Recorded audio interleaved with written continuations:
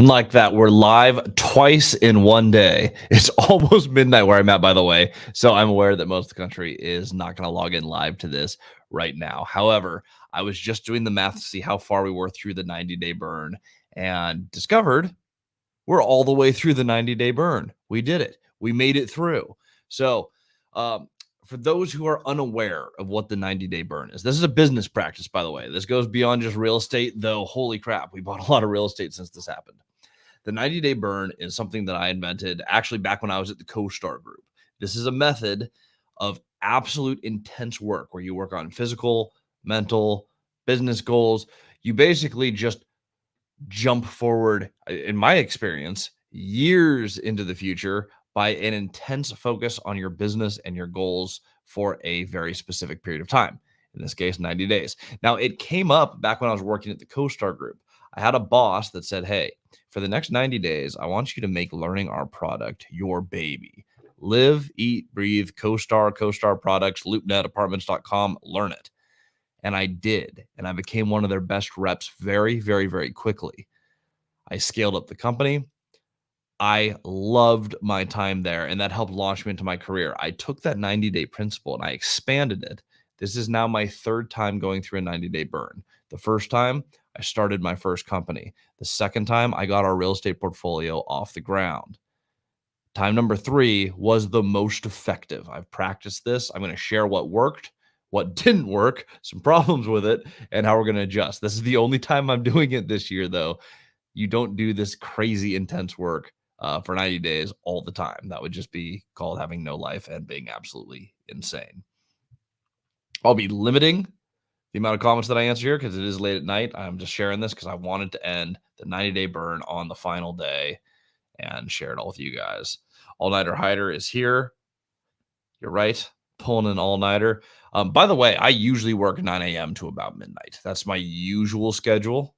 I eat like 2 times a day. 90-day burn didn't help any of this.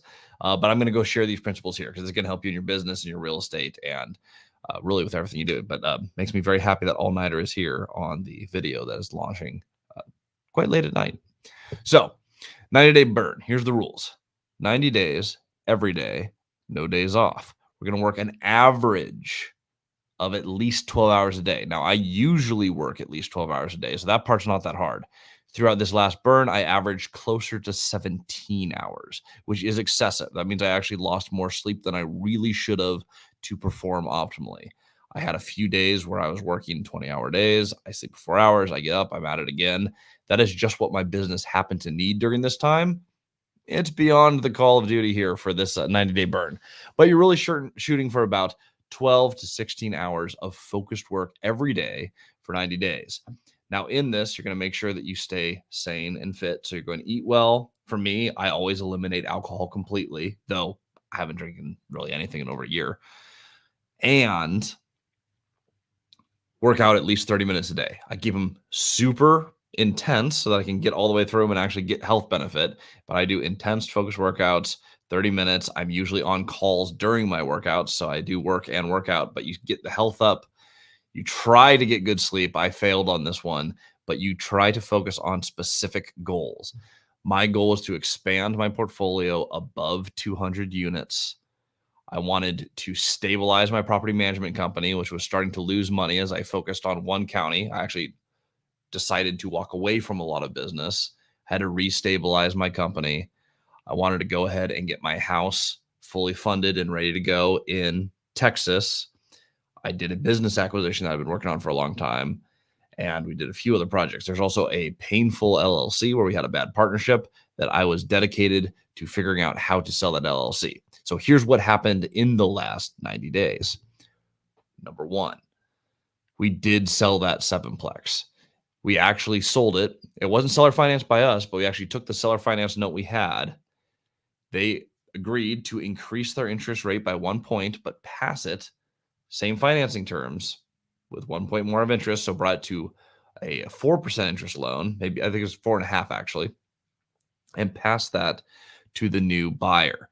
We closed on that. They got a fantastic debt product. We got out of a partnership we did not want, and on an LLC that I think by pretty much all metrics failed. its objectives because none of the partners could agree. We couldn't finish renovations. We ended up with a very profitable exit. Now, it could have been a lot better, but ultimately we bought this $50,000 down, and a little over 2 years later, we exited with $200,000 of profit as an LLC. Overall, not a bad use of money. We just about 4x the money in the deal in 2 years. Problem is, it was a fairly little deal with a whole lot of pain. We got through it, and it was the most paperwork I have ever done in my life. It was so much negotiating, a ton of work. We sat down, we figured it out, we got it done. We picked up a couple of projects that I think are really interesting. So we were working on our first hotel conversion. We picked up another one. We've talked about it a few times on our channels. It was $1.6 million purchase, financed with hard money. We're going to get through phase one, which is stabilize it. And then we're going to bring it into mezzanine debt. So it's going to be, interest rates are probably going to be closer to 9 instead of 13.5, which we have right now, which granted it is expensive money, but we're going to stabilize it there, pull some additional capital out, finish the building. Cody and I bought it without partners. That project finished and stabilized is going to be worth about $3 to $3.1 million. So we have a lot of room to work on it. We started with $200,000 in the account. When we refinance, we're pulling another $2 million. So we have a $400,000 reno budget. We only start the project with 50% of the budget. So a big piece of this, which was actually kind of fun, was planning what things do we do with the money we have to make sure that we're stable enough to refinance and get the rest of the money. It's a 2-part game on this one. Really exciting. We also bought our first mobile home park, which I'm very excited about. In addition, we are participating with a friend, Jan, who runs a company called WARE, which is the Washington State Real Estate Investors Group. It is a huge investment group in Washington State, and we are partnering with him to launch his course on mobile home parks. So we're going to be covering the creative finance side of it. It only felt appropriate that if we're going to do some content on mobile home parks and the unique creative plays, that we'll film, launch, put together a whole course specific around his strategy and how ours blend together. We had to buy a mobile home park. We bought a 25 unit on the water right next to the Robin Hood Village Resort, about a 20 minute drive out from there. That was exciting. Also bought a couple of companies. I'll say more on those later, but 7-figure companies that you're going to see start rolling into more things that I personally do, and I think are really going to help move Cody and I forward. We recapitalized a lot of our accounts. We got a ton of renovation done. I made multiple trips to Moses Lake, and my Texas house is underway. Pretty much all the studs are up, and apparently sometime next week we're going to see a roof on that thing. So it is, we hit a lot of the goals. Now, where did we fail? I did not sleep enough. You actually want to work on maintaining your health here so you can stay focused. I actually gave myself a good deal of stress this time. The last few times felt easier physically. I had a lot of nights where I was just so focused on what do I want to get done and how do we take on this many projects? How much money do we have to move from here to here? I actually slept very poorly, which made my workouts really hard to do. And there were definitely times on this one where I just needed to take a break. Breaks are kind of inefficient when you're trying to stay really intense for 90 days. And for me, by the way, a break is an hour of, hey, I'm going to disconnect. I'm going to maybe turn on a TV show. I'm just going to recharge for a second. Also might be, last 2 times I did this, I was in my 20s or just turned 30. I'm now 32. There may just be a fact that I'm older and these are harder to do. I think if anyone implements this strategy in their business, they're going to go a lot farther. I did the amount of work, and I've kind of mathed this out. During a 90-day burn, I can work twice the hours of any of my employees. And I've always outworked everyone in my orgs. But I know I'm putting in about 2x the time that they're doing in a day. And I actually have some great employees. Outside of the sleep deprivation, which is not part of the game plan, I stayed very focused. I blocked my time really well. I think my efficiency of how much work I was getting done per hour worked throughout the entire thing was also about twice of what anyone else on my team would typically do. Doesn't mean I was perfect, but I think I was able to do the work of about 4 people for 90 days, which means in 90 days, I got a year's worth of work done for the average, very good employee in my org. That feels really good. I got to start 2024 basically a year into the future because I spent the time doing this particular strategy. Again, I developed this as a sales rep just because my boss said, hey, hyper focus for 90 days, make this your baby. I did.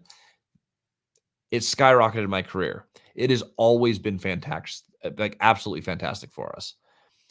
In those last 90 days, I also realized as part of my mission, what I really want to do at the next level. So I'm at 200 units. I'm paying down some debt. I am expanding. What do I really want to do? I think that goal setting is really important coming out of this. I love the community that we're building on multifamilystrategy.com. It is really fun watching deals consistently start to come together. It's fun traveling around and getting to see people in our programs and actually walk their properties. I'm going to be in Atlanta looking at a couple deals from our mentees while I'm in town. That's going to be on the 27th, by the way. People should make it out to that. That's next week. We are going to put a ton of resources and effort on the media side of the business. I want to share everything with everyone. So I am partnering with a buddy on his business channel that has not been taken off yet. It's called the Business Brotherhood. My good friend Caleb, the two of us are going to be talking a lot more on that. Cody's also talking about business on his channel, so absolutely go check him out. Cody has a channel that I'm going to be contributing a ton to as well. So a lot more focus on business. You're going to see a lot more questions answered.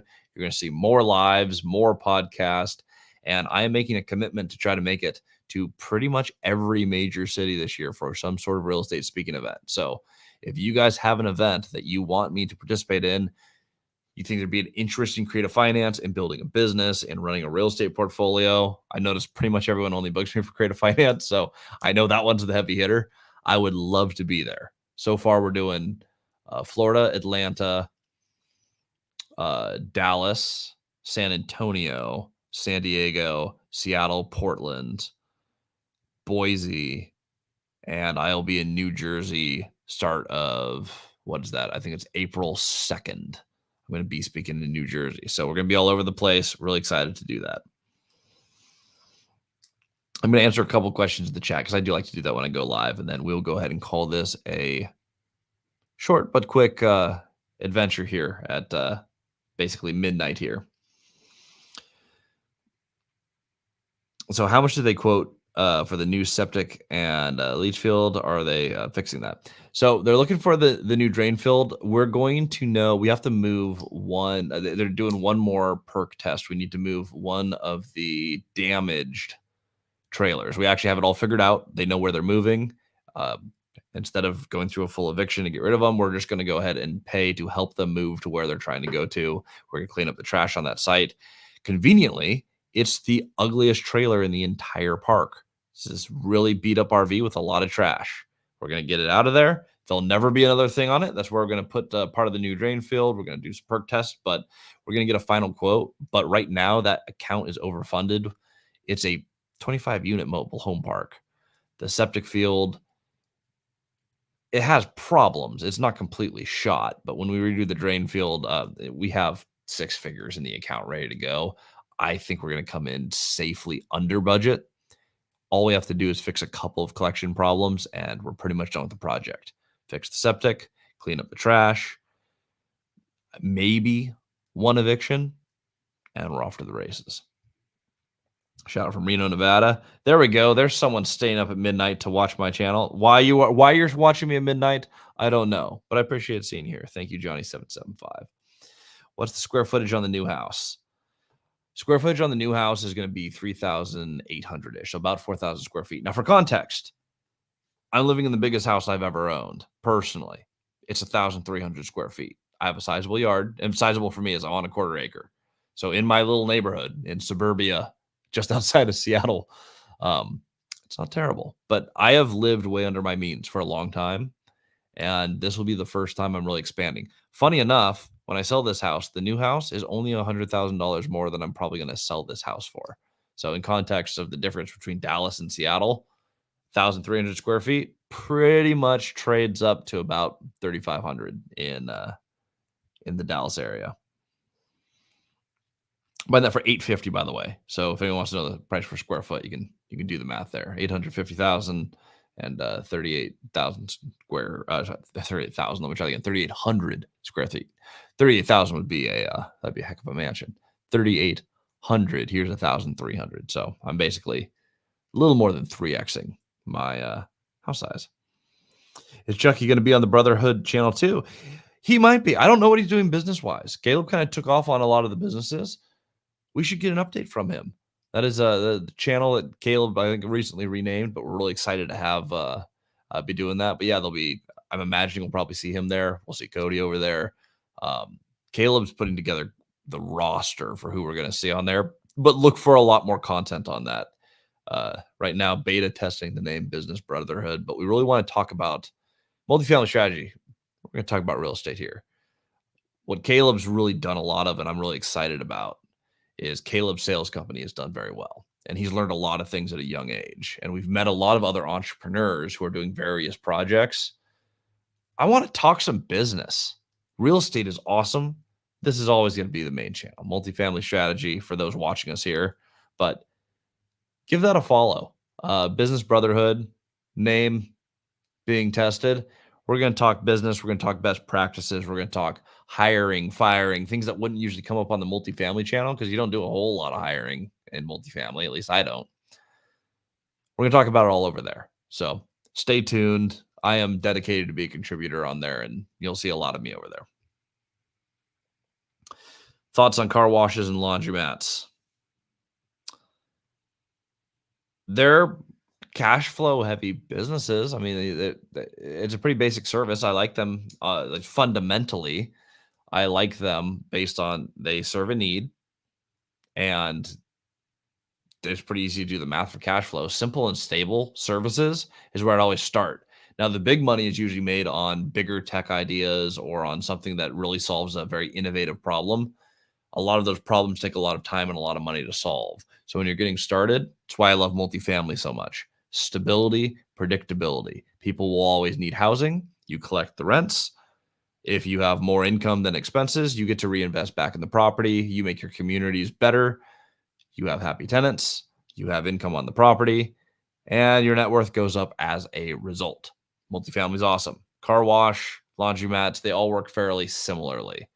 Easy to do the math. You just have to come in and do the business better than the last person, which in almost every business, pretty easy to do. Just wanted to answer some of those questions. The 90-day burn is a business practice that has worked well for me. Hopefully it works well for the rest of you. I'll be sharing more about this one. I'm not going to do one for a second. This last one was intense, but today's the last day, 90-day burn. We made it all the way through. Average, we're right around 17 hours a day of work. And it only felt fitting that here we are at midnight of the last day, putting in the last couple minutes. Till next time, we'll see you guys on Multifamily Strategy. Probably a good deal on the Business Brotherhood and in all the other channels that I broadcast to, including, by the way, one more place to follow me. I finally am on Twitter. So if you guys want to follow me, I guess it's X now. If you want to find me on X, I'm Christian Osgood. I think the tag is MF Strategy. We're going to be posting some quotes over there, some inspiration for all of you entrepreneurs and real estate investors daily. So if you want a little different flavor of Christian, I'm putting a lot of my motivational stuff over there. So if you need some mindset tweaks throughout your day, stay tuned. That is on X, formerly known as Twitter. Till next time, talk soon.